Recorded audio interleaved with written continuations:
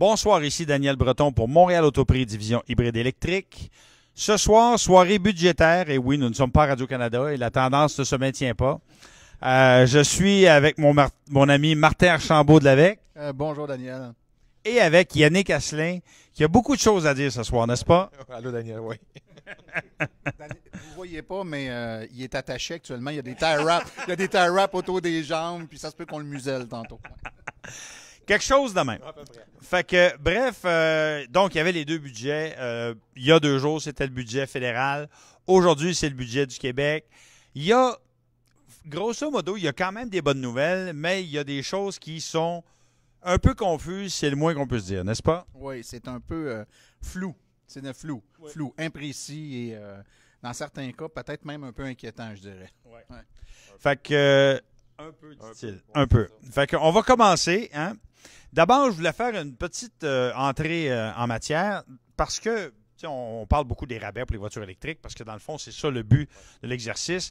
On est chez Montréal Autoprix Division Hybride Électrique pour parler d'électrification des transports à toutes les semaines. Mais pourquoi est-ce qu'on veut passer aux voitures électriques? Quelques petits chiffres parce qu'on parle beaucoup et souvent du côté québécois, mais du côté du Canada, on n'en parle pas tant que ça. Regardez bien ça.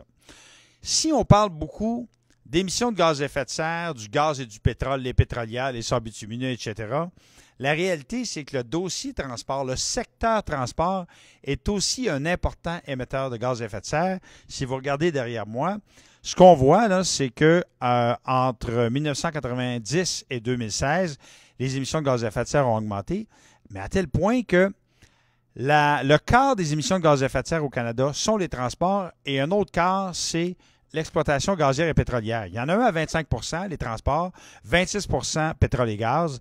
Donc, on peut dire qu'ils sont nez à nez. Donc, ces deux secteurs-là représentent plus de la moitié des émissions de gaz à effet de serre du Canada. Fait que c'est pour ça qu'on a beaucoup taper sur le clou du gaz et du pétrole, mais le secteur des transports est un secteur aussi important que le gaz et le pétrole. Ensuite de ça, si on regarde plus spécifiquement les transports, écoutez bien ça. Entre 1990 et 2016, les émissions de gaz à effet de serre du secteur des transports ont augmenté de 42 %. Pour vous situer, mais en fait, c'est le double de l'augmentation des émissions de gaz à effet de serre des transports au Québec, qui était à peu près de 21,9 %. Fait que c'est vraiment important, c'est vraiment inquiétant même. Si on regarde pour les voitures, depuis 1990, les émissions de gaz à effet de serre au Canada ont diminué de 14 % pour une raison très simple, les gens en achètent de moins en moins. Pendant ce temps, les émissions de gaz à effet de serre des camions légers, les fameux VUS, les pick-up, les minivans, les émissions de gaz à effet de serre de ce secteur-là ont augmenté de 138 %, ce qui est vraiment faramineux. N'oubliez pas qu'on doit diminuer nos émissions de gaz à effet de serre et non pas les augmenter. Les émissions de gaz à effet de serre des camions moyens et lourds ont augmenté de 100 % et les émissions de gaz à effet de serre du transport de marchandises en général ont augmenté de 114 %. Donc, l'électrification des transports légers et lourds font partie des pistes de solutions extrêmement importantes et ça, on va en parler tout à l'heure. Maintenant, venons au vif du sujet. On va parler du budget puis ce qu'il y a dans le budget, mais rappelez-vous que la semaine dernière, il y a eu une marche où dans des centaines de villes partout dans le monde, dont à Montréal. À Montréal, il y avait plus de 100 000 personnes. Don Méo. Ben oui, dont Méo. C'est ça, Méo l'écolo. Bref, beaucoup de gens, beaucoup de jeunes, parce que c'était des étudiants pour le climat, qui ont marché un peu partout dans le monde, dont à Montréal, dont à Québec, dont à Saguenay, dont à Trois-Rivières, à Sherbrooke, etc. Donc, le message était clair. Ils voulaient que le gouvernement fasse plus. Puis le gouvernement canadien, c'est pas compliqué. L'électrification des transports, on peut dire qu'il faisait presque rien. Puis d'ailleurs, si vous regardez ici à gauche, le petit tableau, c'est marqué que les émissions de gaz à effet de serre per capita. Mais en fait, les émissions de gaz à effet de serre par habitant au Canada sont les plus élevées des pays du G20, presque 3 fois la moyenne des pays du G20, qui est à 8 tonnes par personne. Là, on parle de 22 tonnes par personne. Bref, il faut faire de quoi. Donc, commençons. Proposition d'électrification des transports du budget fédéral dévoilé cette semaine. Le Canada a officiellement, mardi, établi comme objectif de vendre 100 % de véhicules zéro émission d'ici 2040, assorti d'objectifs de vente, d'ici à ce qu'on se rende là, de 10 % en 2025 et de 30 % d'ici 2030 en cours de route.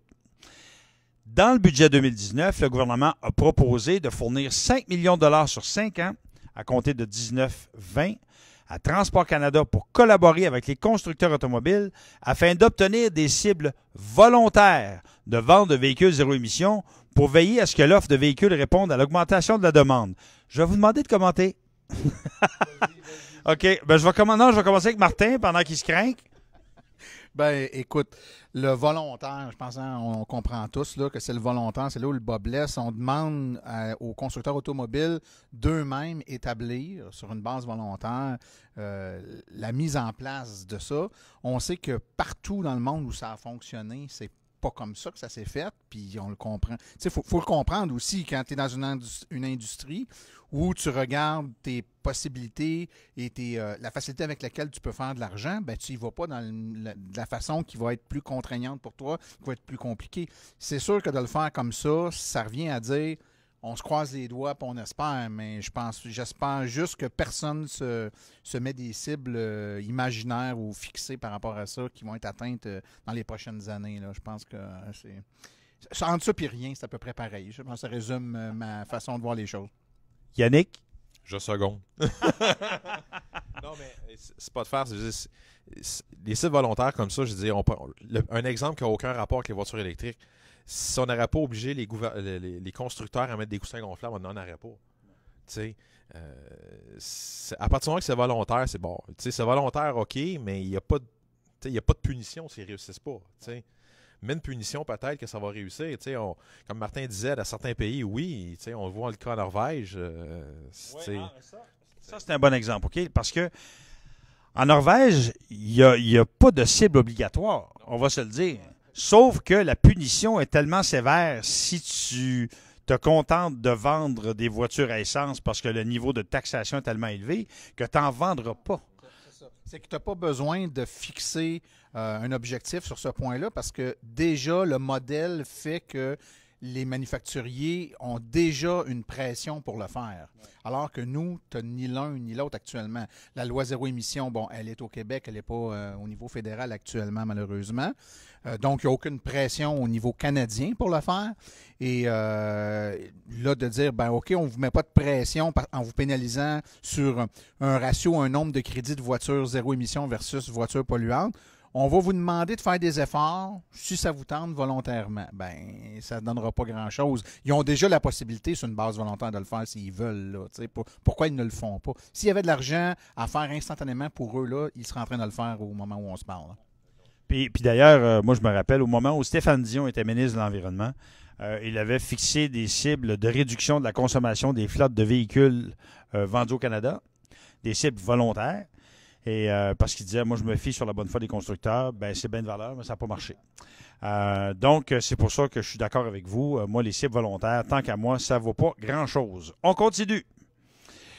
Là, ça, c'est le fameux paragraphe qui a fait couler tellement d'encre, qui a fait, écoute, il y en a eu de l'électricité et du monde sur Facebook à cause de ce paragraphe-là. Je vais commencer par le lire, puis après ça, on va le décortiquer.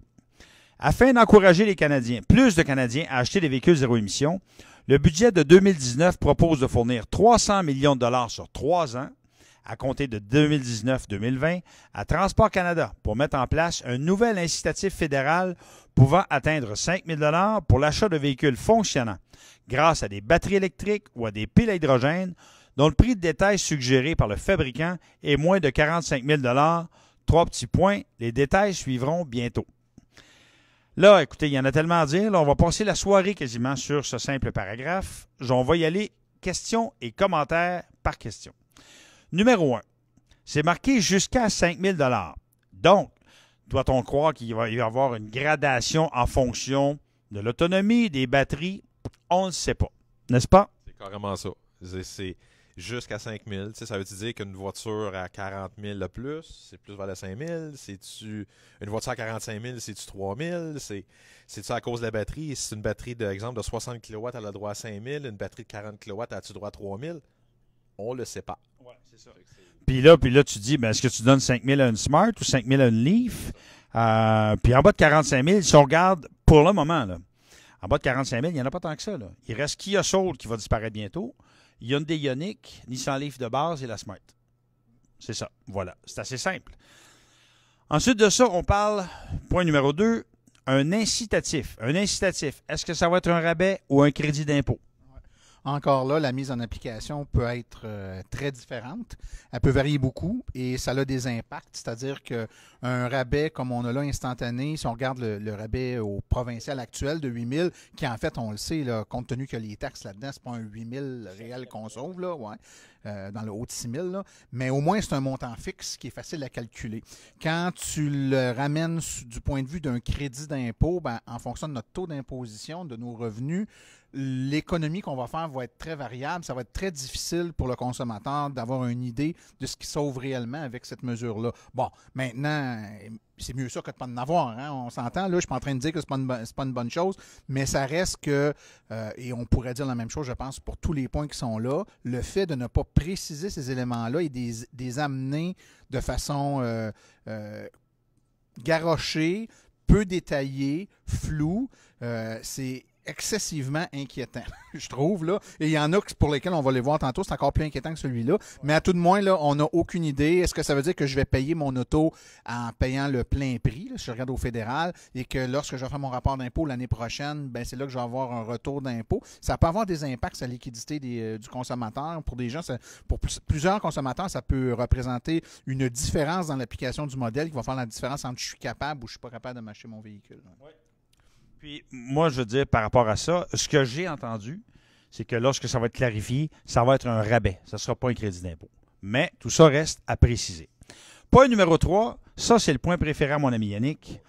Pas de date d'entrée en vigueur du programme. Écoutez, le marché a été stoppé net avec l'annonce gouvernementale.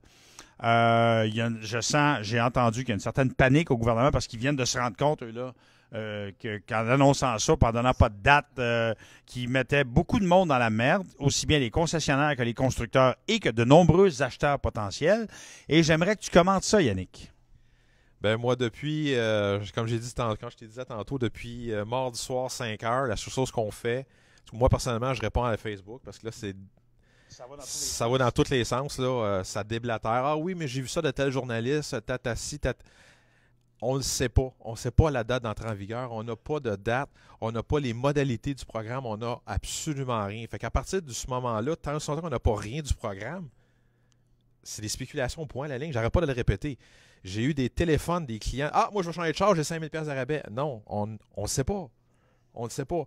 L'autre affaire qui est plate, c'est que, étant donné qu'on n'a pas de date en vigueur, tant qu'on ne saura pas une date, les gens qui sont en train d'acheter une voiture électrique, arrête. J'en ai des cas. Non, moi, je ne prends pas livraison de mon char, je vais attendre. Ouais.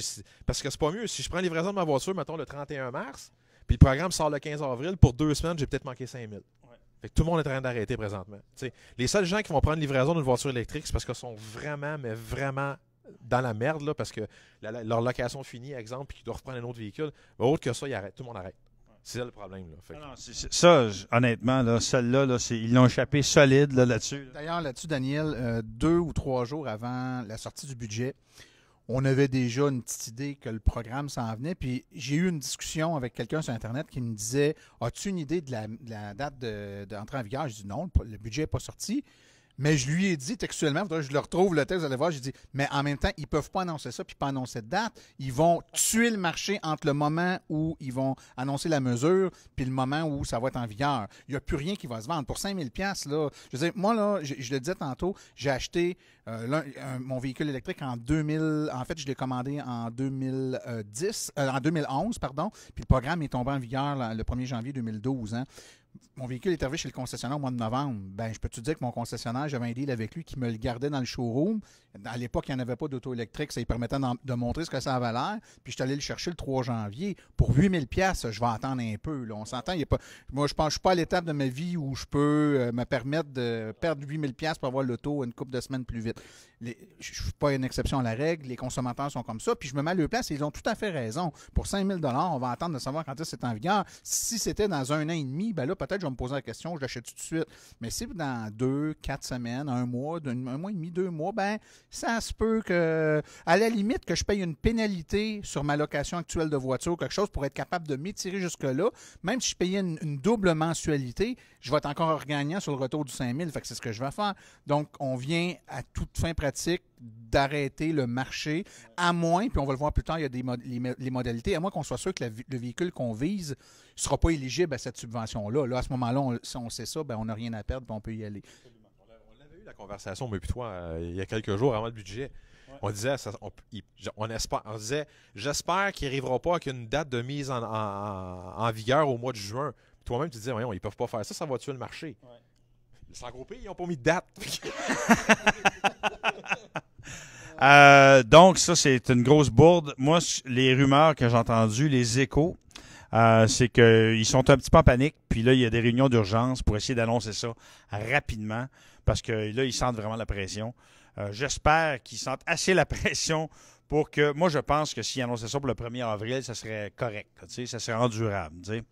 Mais il ne faut pas qu'ils niaisent. Puis il faut que... Et puis si c'est au 1er avril, il ne faut pas qu'ils l'annoncent à la fin du mois. Il faut qu'ils l'annoncent genre la semaine prochaine pour le 1er avril. Il ne faut pas qu'ils annoncent juste une date. Il faut qu'ils annoncent une date et des modalités parce que les concessionnaires doivent être prêts à appliquer ce rabais-là. C'est pas juste de dire OK, il faut que je l'applique, mais comment? Il faut que ça soit clair et précis. Là. Donc, on aiguise nos crayons et on fait des meetings, les boys. Là. Ouais, vraiment. Ça, je vais revenir là-dessus d'ailleurs. Ensuite de ça, point numéro 4, en limitant les rabais de 5 000 aux véhicules de moins de 45 000. Là, on parle du prix de détail suggéré du fabricant. Le gouvernement fédéral élimine de facto tous les véhicules électriques à plus de 300 km d'autonomie. C'est-à-dire Hyundai Kona électrique, Kia Niro électrique, Tesla Model 3, Chevrolet Bolt, Nissan Leaf Plus, Kia Soul EV 2020, etc. Ça, j'aimerais ça vous entendre là-dessus. Ça va venir... On va le voir un peu plus tôt, dans un autre point plus bas là, pour expliquer c'est quoi le PDSF. Mais je dis, arrivé à 45 000 $, je dis, tous les gens vont dire, ça me prend un véhicule qui a plus de kilométrage, d'autonomie de batterie, etc. Tant qu'à ça, donnez-les pas. Moi, personnellement, c'est ça. C'est tellement ridicule comme les véhicules qu'ils ont présentement. Puis étant donné qu'on ne connaît pas les modalités et les politiques, c'est encore plus ridicule. Parce que si on regarderait comme le cas de la Nissan Leaf Plus, la S est admissible, mais la S-Ville ne l'est pas. C'est comme... en tout cas, on va voir le point, on va revenir sur le point plus tard, là, mais mets-la à 50 000. Au moins, mets-la à 50 000. Là, ça, c'est un excellent point. Hein? La ligne, là où elle a été tracée, là où il aurait été le fun qu'elle soit tracée, c'est pas 2 fois plus. Là. C'est quelques milliers de dollars de plus et ça fait toute la différence. Tu penses de probablement 10-15% des véhicules sont admissibles à 70% des véhicules sont admissibles juste en bougeant de quelques milles. Là, ma première constatation, quand j'ai vu ça, j'ai fait si c'est pas prémédité, puis je peux pas présumer d'une préméditation sur un sujet comme celui-là, c'est vraiment qu'ils sont mal informés. Qui les a conseillés sur où mettre la barre? Tu veux dire, le 45 000, il n'est pas sorti du ciel. Là. Il y a quelqu'un à un moment donné qui a dit j'ai regardé ça, puis je pense que c'est là, il faut le mettre.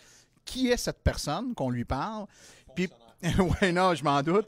Mais pourquoi? Puis moi, c'est ce que je comprends mal. Là. Nous, à l'AVEC, on multiplie les demandes de rencontres avec ces gens-là. On en a rencontré plusieurs. On va encore en rencontrer plusieurs. On est là pour les conseiller.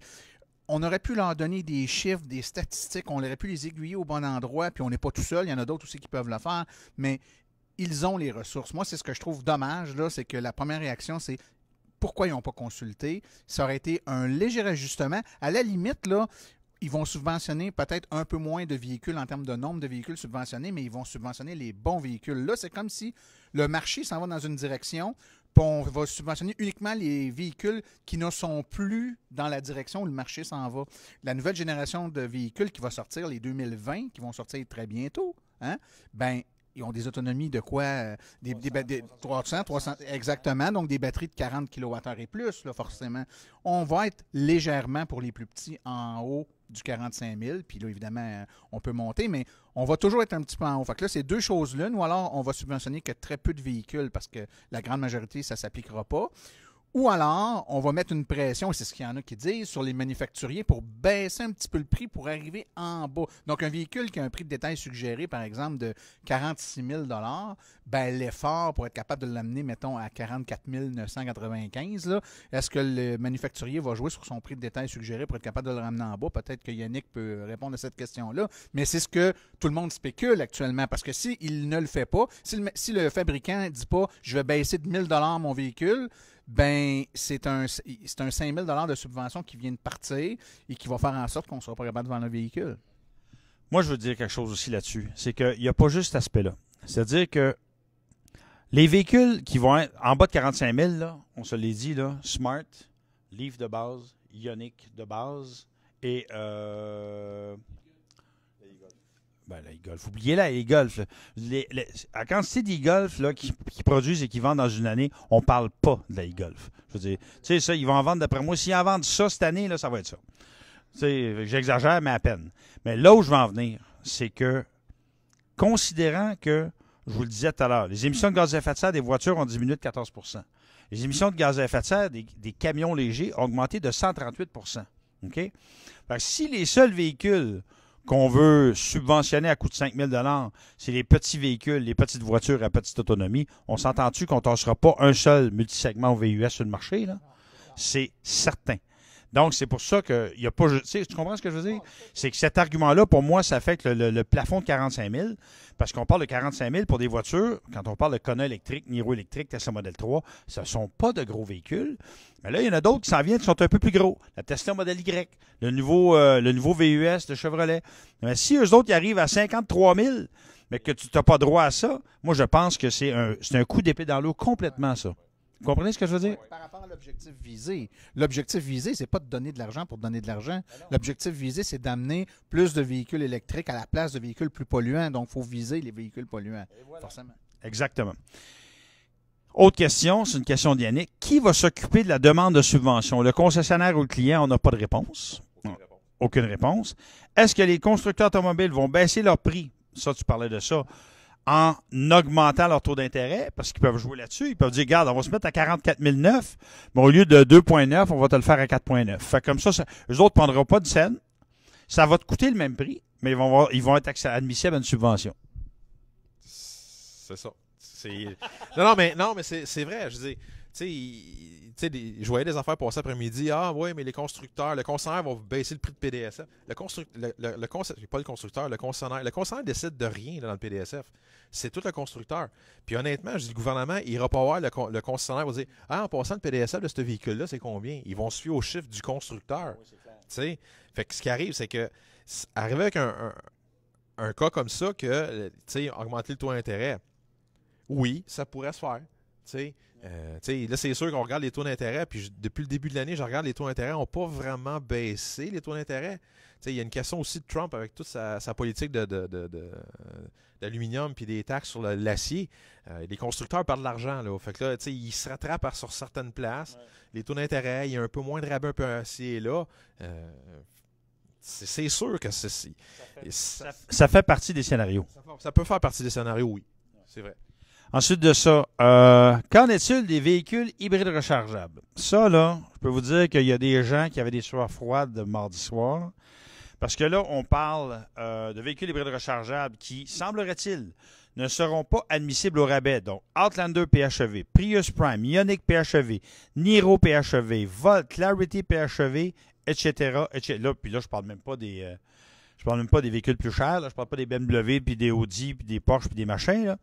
Mais ça, c'est pas encore certain. Ce que j'ai entendu, et encore là, on est dans le domaine des oui-dire et des rumeurs, de la spéculation, mais ce que j'ai entendu, en fait, je me fie quand même pas sur les rumeurs sur Facebook, là. C'est que là, il y a des négociations intenses dans les prochains jours qui vont se faire pour, comme les paramètres sont pas encore tout établis, puis qu'il y a du flou.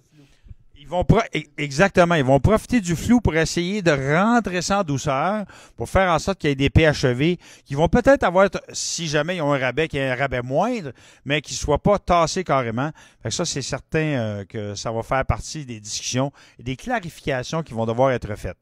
Point numéro 9, ça, je la trouve très drôle parce que ils offrent un rabais pour les véhicules à hydrogène de moins de 45 000 $.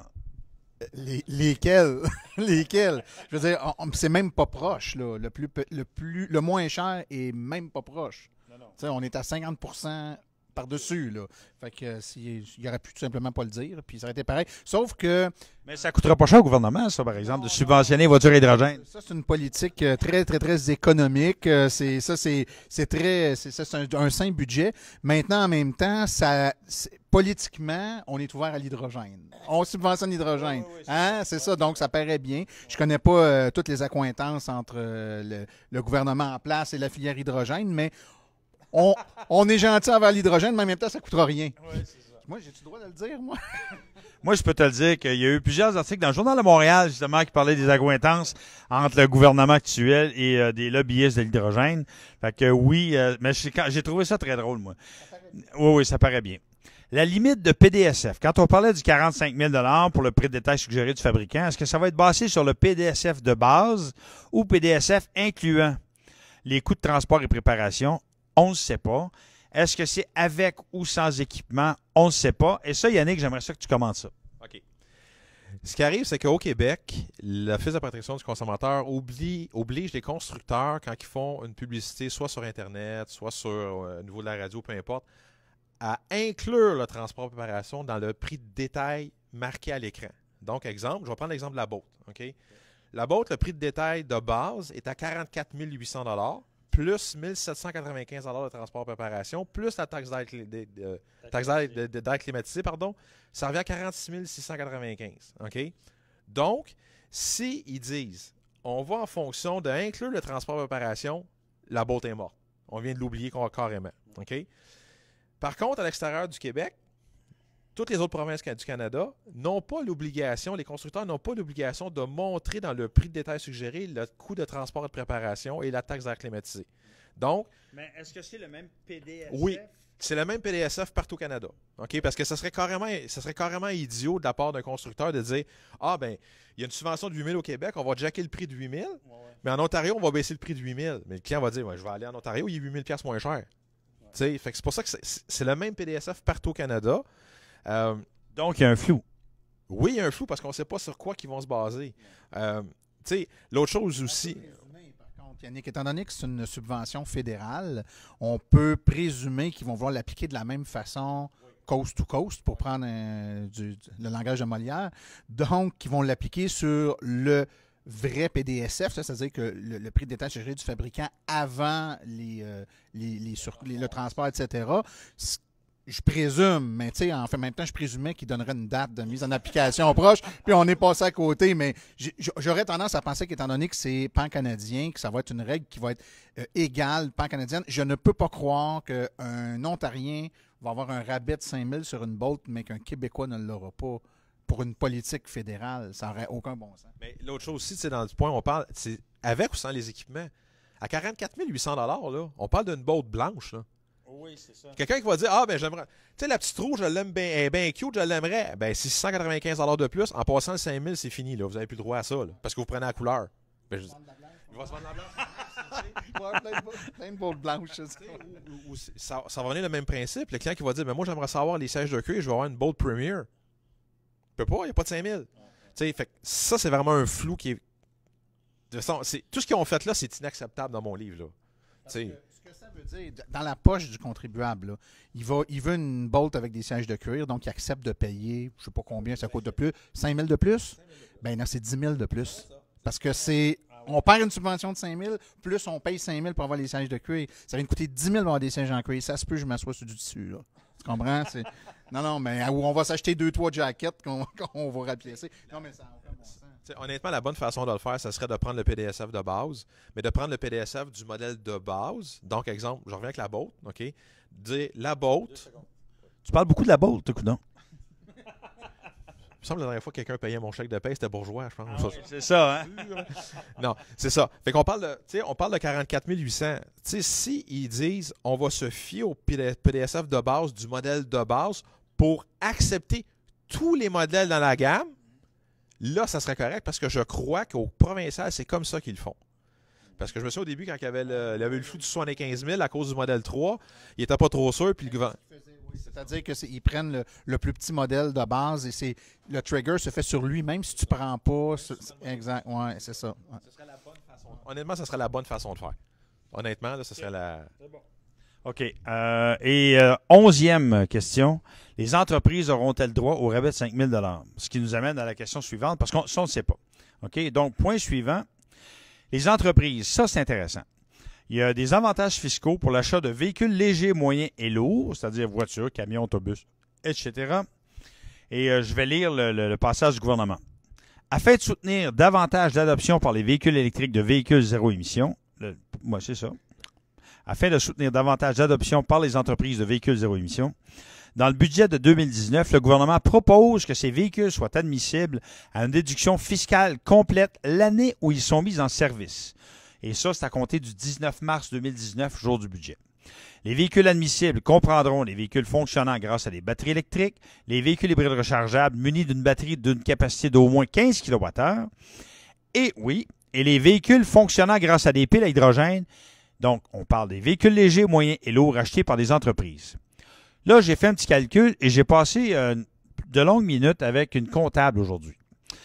Présentement, par exemple, si tu es un travailleur autonome, OK, la déduction à laquelle tu as droit, c'est jusqu'à 30 000 Ça ne veut pas dire que si tu achètes une voiture au-delà de 30 000 que tu n'as pas droit à cette déduction-là. Ça veut dire que ta déduction maximale, c'est 30 000 Si, à partir du 30 000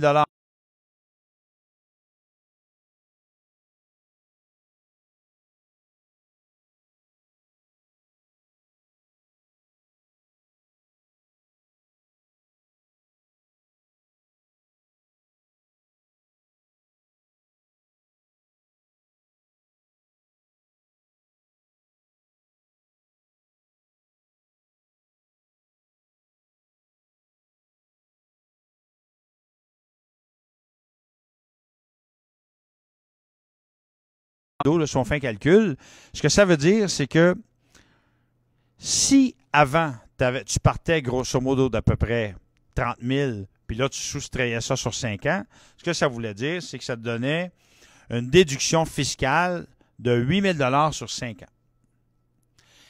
Aujourd'hui, avec les voitures électriques, on parle des voitures, là, on parle des voitures et camions légers, c'est pas à 30 000 que tu es limité, c'est à 55 000. Si tu fais le même 70 %, ça veut dire que tu pars de 55 000 fois 70 %, ça donne 38 500 en déduction fiscale. Grosso modo. Ce que ça veut dire. Moi, j'ai fait un petit calcul. Si, par exemple, ton taux d'imposition est de 40 %, ben, tu vas avoir droit à une déduction, évidemment, ça si tu payes des impôts, là, OK, de grosso modo à peu près 14 000 l'année prochaine, parce que c'est sur un an, versus 8 000 avec l'ancien régime sur 5 ans. Donc, c'est clairement avantageux pour les travailleurs autonomes, pour les entreprises qui font de l'argent, on s'entend. Et ça réintroduit la possibilité pour les gens d'avoir une voiture hybride rechargeable. C'est-à-dire que ce n'est pas juste pour les voitures 100% électriques, c'est aussi les voitures hybrides rechargeables, mais seulement Volt, Clarity et Pacifica parce que tu dois avoir une batterie d'au moins 15 kWh. Avec les Prius Prime, puis les Ioniq PHEV, puis les Kia Niro PHEV ne sont pas admissibles à ce programme-là. Fait que ça, moi, je pense que c'est très intéressant. Si vous êtes travailleur autonome, si vous êtes en entreprise, ça vaut la peine de vous pencher là-dessus parce qu'il y a là quelque chose d'extrêmement intéressant. On continue. Infrastructure de recharge et de ravitaillement. Ça, j'ai trouvé ça très drôle parce que lorsque la ministre McKenna est venue la semaine passée avec Stephen Guilbeault parler du futur programme qui s'en venait, j'ai posé la question. Je leur ai dit, est-ce que vous êtes au courant que votre fameuse initiative d'infrastructure de recharge pour voitures électriques et carburant de remplacement, une partie très importante de l'argent ne va pas vers des bornes de recharge, ça va vers des stations à hydrogène puis des stations gaz naturel. Elle n'était pas au courant. Je lui ai appris. Moi, j'ai dit, ce serait bien que pour le nouveau budget, ça soit consacré, puisqu'on parle d'électrification des transports, que cet argent-là soit consacré aux bornes de recharge pour voitures électriques. Eh bien, ils n'ont pas changé de programme de financement d'infrastructures de recharge et de stations de ravitaillement. Mais là où c'est drôle, parce qu'ils parlent d'ajouter 130 millions de dollars sur 5 ans à compter 2019-2020 pour mettre en place de nouvelles stations de recharge et de ravitaillement dans les milieux de travail, les espaces de stationnement public, les immeubles commerciaux et résidentiels.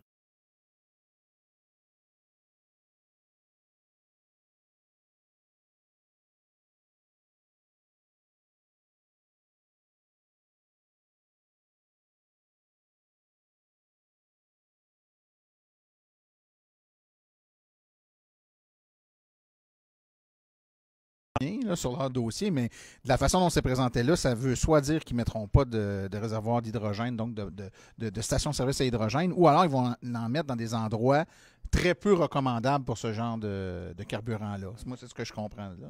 Effectivement. À Côte-Jouac, c'est une bonne place pour hydrogène. Hein? Fait que bref, encore là, matière à questionnement, disons. Conclusion. Là, on parle du fédéral. Il y a des annonces qui sont quand même intéressantes. Il faut quand même dire, le gouvernement fédéral commence à se réveiller, mais ce sont des annonces qui sont mal planifiées, mal conçues. Il y a clairement un problème de compétence. Puis la raison pour laquelle je vous dis ça, c'est que toi, Yannick, mais j'en ai parlé avec un paquet de monde, c'est à peu près unanime. On a vraiment l'impression qu'ils ne savaient pas trop où ils s'en allaient. Oui, effectivement, puis je vais renforcer ce que tu viens de dire, Daniel.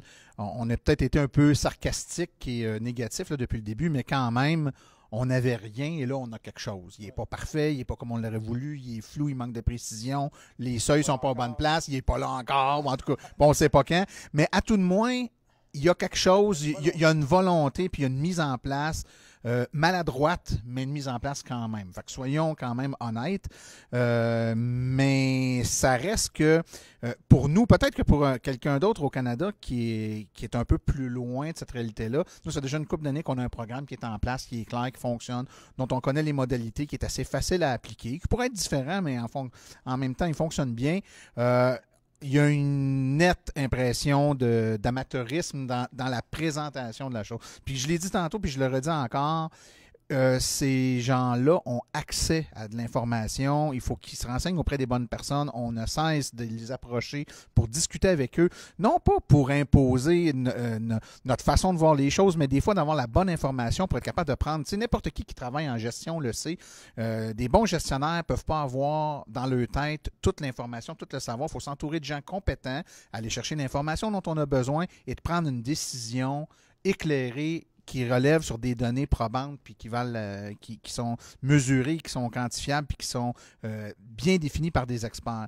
C'est malheureusement ce qu'ils ne semblent pas avoir fait. On se trompe peut-être, mais c'est l'impression que ça donne. Mais l'intention est là, le modèle il est là, il faut juste là, maintenant qu'il clarifie et vite.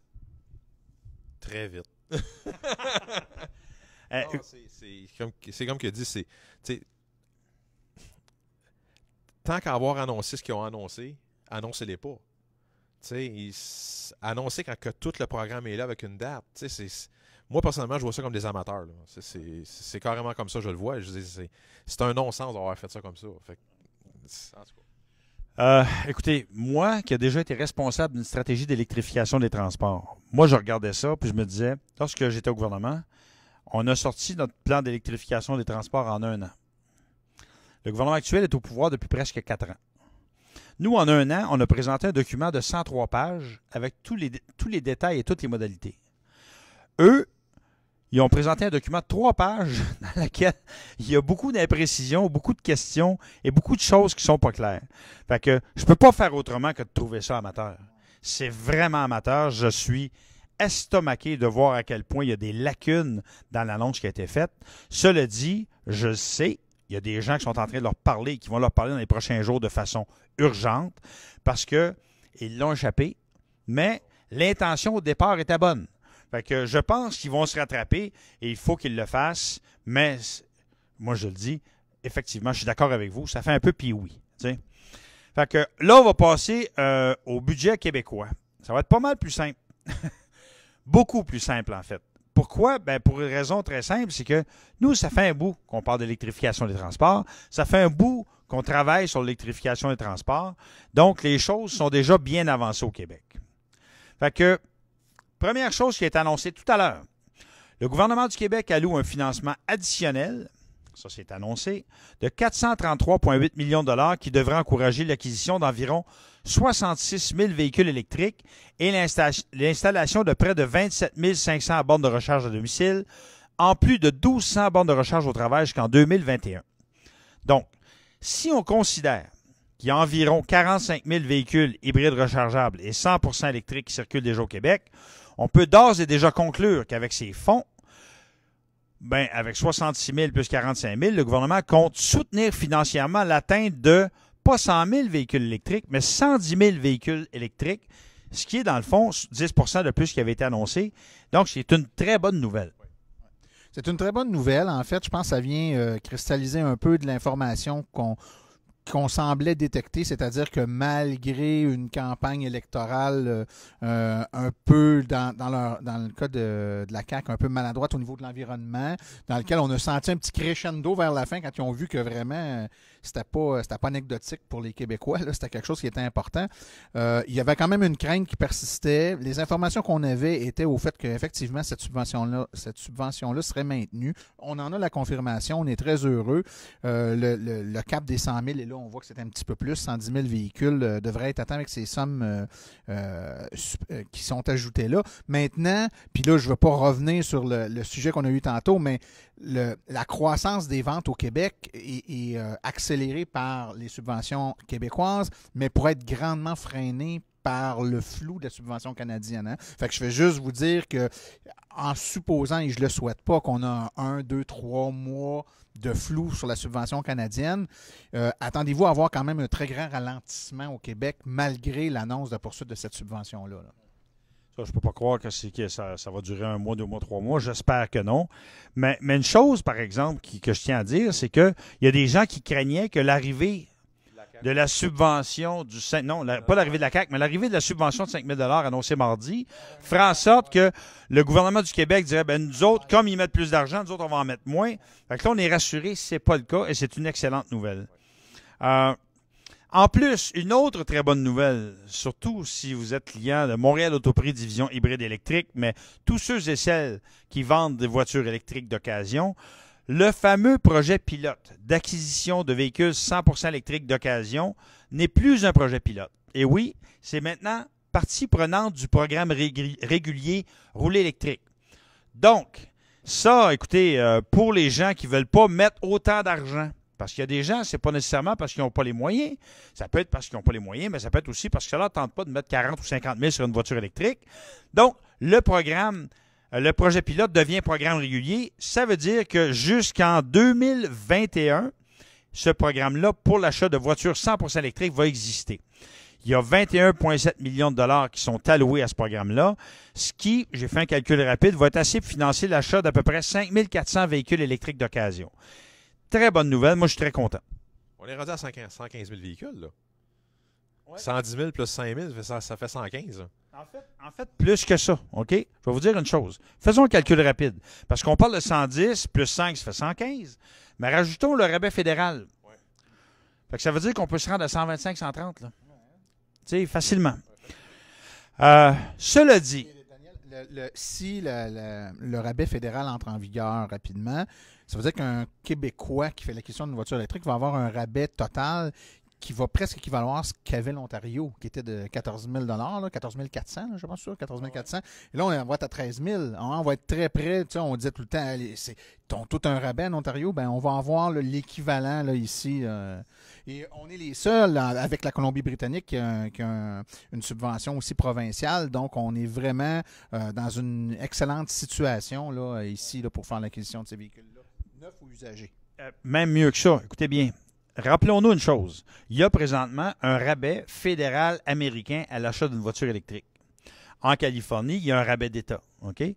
Sauf que le rabais fédéral, pour les constructeurs automobiles qui ont vendu leurs 200 000 voitures, leurs 200 000 premières voitures électriques, le rabais disparaît. Donc, GM, Nissan et Tesla, c'est terminé.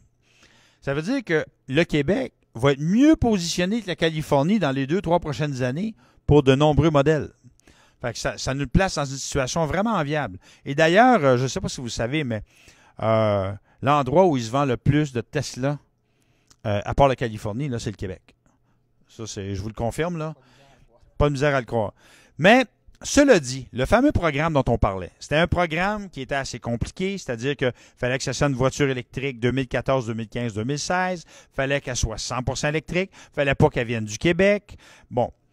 Là, maintenant, est-ce qu'il va y avoir une nouvelle mouture? Est-ce que ça va être les mêmes paramètres? Est-ce que les années visées vont rester les mêmes? J'en doute fort, parce que là, si on étire ça sur 2 ans, logiquement, ça va peut-être monter à 16, 17, 18, on ne le sait pas. Est-ce que ça va continuer à n'inclure que les voitures 100% électriques ou encore, finalement, va-t-on se retrouver avec des rabais, par exemple, pour les vols d'occasion? Ou... Il y a tellement de vols sur le marché, c'est tellement une voiture populaire qui est aimée Puis pour plusieurs personnes qui étaient une voiture d'entrée dans le monde de l'électromobilité, ils ont switché pour une voiture 100% électrique à haute autonomie. Donc, leur voiture, leur Volt est disponible et pourrait trouver preneur très facilement, là. Puis pour le nouveau consommateur qui va s'acheter une voiture d'occasion, c'est aussi une voiture aussi sécurisante pour lui qu'elle l'a été pour ce premier acheteur-là. Donc, d'avoir une voiture qui va être qui va pouvoir à la fois rouler électrique et rouler avec de l'essence. Donc, il y aurait énormément de réutilisation et d'augmentation de nombre d'électromobilistes sur les routes si on pouvait permettre à ce type de véhicule-là d'être dans le programme de voitures d'occasion. Et ce sont de bonnes voitures. Fait que je ne sais pas ce que tu en penses, là, mais moi, je pense que d'abord, c'est intéressant. Mais effectivement, j'ai hâte de voir le détail. Maintenant que le nouveau programme a été mis en place, est-ce que ça va. Puis d'ailleurs, est-ce que ça va inclure nécessairement, obligatoirement, que les véhicules qui viennent de l'extérieur du Québec? C'est une autre question. Fait qu'on attend ces détails-là. Cela dit, les questionnements demeurent quand même beaucoup moindres qu'avec le fédéral. Et voilà donc, il va y avoir aussi une révision des critères d'admissibilité au rabais maximal offert par le programme Rouler vert. C'est-à-dire que, si vous regardez derrière moi, vous pouvez le voir, OK, ce que ça veut dire, c'est que le rabais à l'achat d'un véhicule neuf qui va jusqu'à un 100% électrique, qui va jusqu'à 75 000, à partir de 2020-2021, il n'y aura plus de rabais pour les voitures 100% électriques en haut de 60 000. OK? Donc, ça, c'est une chose qui va changer. Et pour les véhicules de 75 000 à 125 000 qui avaient droit à 3 000, là, ils n'auront plus droit à rien compté 2020-2021. Donc, c'est-à-dire dans un an. Pour les véhicules d'occasion, ben, en fait, si on regarde, présentement, c'est 4 000 jusqu'à 75 000. De 75 000 à 125 000, c'est 1 500 $. Honnêtement, vous et moi, ça ne changera pas grand-chose, là. Mais ça veut quand même dire qu'à partir de 2020-2021, pour les voitures de 60 à 75 000 d'occasion, il n'y aura plus de rabais. Encore là, moi, je ne verserai pas une larme. Mais tout ça pour dire que c'est quand même, c'est intéressant, ça montre que le gouvernement a vraiment à cœur l'électrification des transports. Parlons maintenant des gagnants et des perdants. Chez les constructeurs automobiles, moi, je pense que, je le disais tout à l'heure, je pense que si ça ne change pas, c'est comme tel. Je pense que Toyota, il perd au change parce que lui, il n'y a pas de voiture 100% électrique et sa voiture hybride rechargeable, pas assez d'autonomie. Donc, Toyota risque de perdre des ventes. Non, mais il va pouvoir vendre des Mirai. Ah non, c'est vrai. Elle est trop chère. Fait que Nissan est clairement gagnant. Puis là, Hyundai, Kia, Chevrolet, ça, on va le savoir dans les prochains jours. À part ça, Tesla, je pense qu'ils vont être gagnants à cause des entreprises et des travailleurs autonomes. Donc, ça fait partie de l'équation. Les pétrolières, elles ne sont pas perdantes parce que, dans le budget, il y a un nouveau programme de plus de 100 millions pour les aider à se verdir. Fait que, voyez-vous, ils ne perdent pas au change. Les consommateurs sont gagnants. Je pense qu'on peut dire ça, hein? Globalement, je pense que le consommateur est gagnant. Je l'ai dit tantôt, je le répète, là, on est un peu négatif si on regarde du côté fédéral, mais quand même, il y a quelque chose de nouveau qui est en place. Ça ne sera pas peut-être comme on aurait voulu, mais au moins le peu qui est là, il est là. Du côté provincial, il n'y a pas beaucoup de changements, en fait. Il y a des clarifications, mais je pense qu'au final, puis le consommateur, c'est aussi le travailleur autonome, hein? C'est aussi le monsieur, madame, tout le monde qui a une job, et c'est de plus en plus courant, les travailleurs autonomes, soit dit en passant. On dit souvent que l'électricité est de plus en plus propre, le pétrole est de plus en plus sale et le travailleur est de plus en plus autonome aussi. Donc, ces mesures-là vont avoir beaucoup d'impact là, pour les gens. Et les travailleurs autonomes ont souvent des emplois qui les amènent sur la route. Il faut le dire aussi. Là. Donc, moi, je pense que globalement, le consommateur est gagnant. En tant que travailleur autonome, moi, je faisais partie de la première cuvée de travailleurs autonomes il y a 35 ans. C'est une des rares fois où j'ai l'impression qu'en tant que travailleur autonome, je ne suis pas pénalisé. Toi, tu as un commentaire là-dessus? Non, c'est vraiment là. S'ils font comme qui a dit là, il y a quelque chose au fédéral, ça s'en vient. On est gagnant. On est parti de 0 à peut-être jusqu'à 5 000. Fait que, on est gagnant par rapport à ça, les consommateurs. Moi, je m'inclus moi-même. J'étais propriétaire de voiture électrique. Parce que la star, je prends la voiture de la compagnie, mais ça, c'est une autre histoire. Mais c'est ça. Tout le monde est gagnant au niveau des consommateurs, je trouve. Là. Des fois, ça va juste prendre le petit le petite affaire de plus qui fait que le client va dire ouais, ok, j'ai un 3 ou 4 000 ou 5 000 de plus. Puis là, ok, là, comme on dit, je vais déclencher. Là. Tu sais, c'est. Fait que je pense qu'Hydro-Québec va être gagnant là-dedans, c'est évident. Vendeurs de véhicules d'occasion, ceux qui vendent des voitures d'occasion électriques. Comme Montréal Autoprix, division hybride électrique, je peux dire que les gens ont le grand sourire aujourd'hui. Et les consommateurs qui sont ici sont aussi très contents. C'est très le fun. Les concessionnaires aussi. Hein? Oui, c'est vrai. Ben oui, c'est vrai parce que tu vends des véhicules d'occasion aussi. La chose par rapport à ce programme-là arrêtait, tu te souviens, aux 3 mois. Fait que le premier coup, il arrêtait au 31 octobre. Après ça, il s'est arrêté le 31 décembre. Puis là, ils l'ont poussé jusqu'au 31 mars. Flou, hein? De mettre des dates proches, puis prolonger, puis tu sais pas s'il va te prolonger, puis il est prolongé, mais un petit peu. On peut-tu, là, tu sais, canner? Nous, dans notre cas, chez Bourgeois, ça a été ça, parce que, tu sais, les voitures devaient venir on pense qu'il faut que ce soit encore un véhicule qui est hors Québec.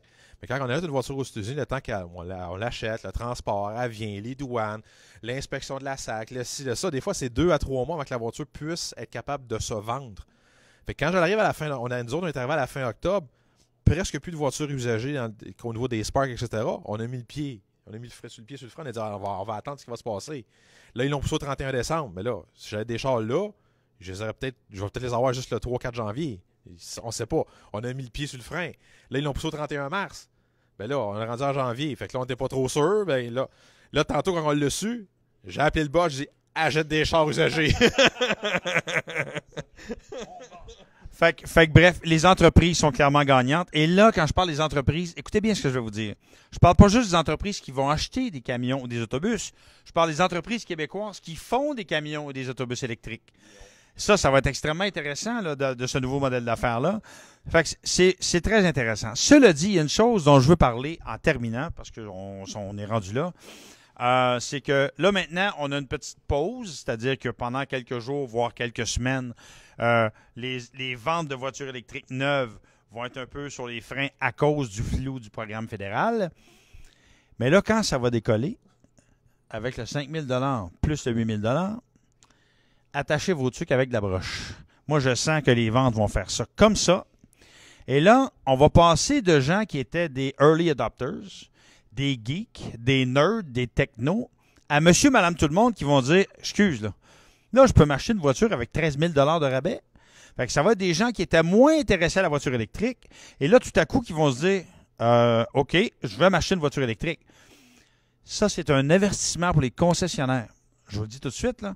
Parce que les concessionnaires, là, qui n'étaient pas plus là-dedans que ça, qui ne s'intéressaient pas à ça plus que ça, qui là vont voir débarquer beaucoup de monde chez eux qui s'intéressent à s'acheter une voiture électrique parce que vu que les rabais étaient vraiment intéressants, mais là, assurez-vous, d'être bien formé, de bien informer les gens, parce que sans ça, on va se retrouver d'ici quelques mois, voire 1 an ou 2, avec le backlash, le ressac de gens qui ne connaissent pas ça, qui ne sont pas techno, qui vont s'attacher des voitures électriques, qui vont se retrouver aux bornes, qui ne sauront pas comment ça fonctionne, et la chicane risque de pogner si on ne fait pas attention. Est-ce que je me trompe? Non, tu ne te trompes pas. Puis en fait, on le voit déjà, c'est-à-dire que là, c'est une accélération de ce phénomène-là, mais nous, je peux vous dire qu'à l'AVEC, dans les 2-3 premières années d'existence de l'AVEC, on était toute une gang de nerds qui se parlaient entre nous.